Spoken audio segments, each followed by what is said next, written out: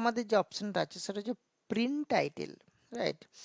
So print টাইটেলটার জন্য আমাদের একটা কাজ করতে হবে, সেটা হচ্ছে আমি প্রথমেই এই টেক্সটটা যেটা আছে সেটাকে আমি সিলেক্ট করে নিচ্ছি, রাইট?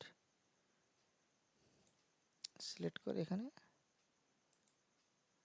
কপি, দেন এখানে আরেকবার কপি, এইগুলো আমরা কপি করে নিলাম, রাইট? কপি করার পরে আমরা এবার যে অপশানসে যাব সেটা হচ্ছে আমাদের এখানে ফাইলে যাব, ফাইলে যাওয়ার পরে আমরা এখানে প্রিন্ট করব। প্রিন্ট করার পরে আমাদের এখানে দেখা যাচ্ছে, রাইট? দেখো এইখানে যদি আমরা দেখি, রাইট, এখানে আমরা যদি দেখি তাহলে আমাদের এখানে দেখা যাচ্ছে নাম,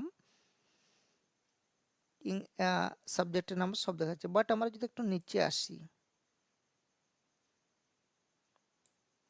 এইখানে আসি, তাহলে এখানে কিন্তু আমাদের দেখা যাচ্ছে না যে আমরা কি, মানে এখানে নামগুলো তো বুঝতে পারছি, বাট এই যে নাম্বার, কোন সাবজেক্টের নাম্বার, টোটাল পার্সেন্ট, টোটালটা তো আমরা বুঝতে পারবো, পার্সেন্টেজটা বুঝতে পারবো, যত পার্সেন্টেজ পেয়েছে, বাট এখানে যে কোন সাবজেক্টের কে কত নাম্বার পেয়েছে এগুলো কিন্তু আমরা এখানে বুঝতে পারবো না।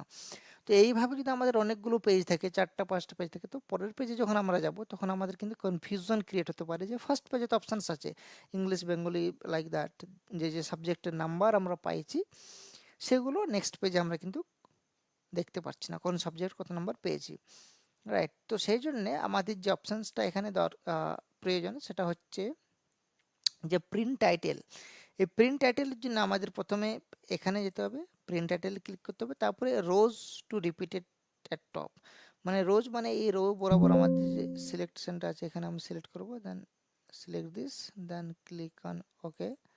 নাও আমি কন্ট্রোলের সাথে F2 যদি প্রেস করি তাহলে এখানে দেখা যাবে, and I scroll down it,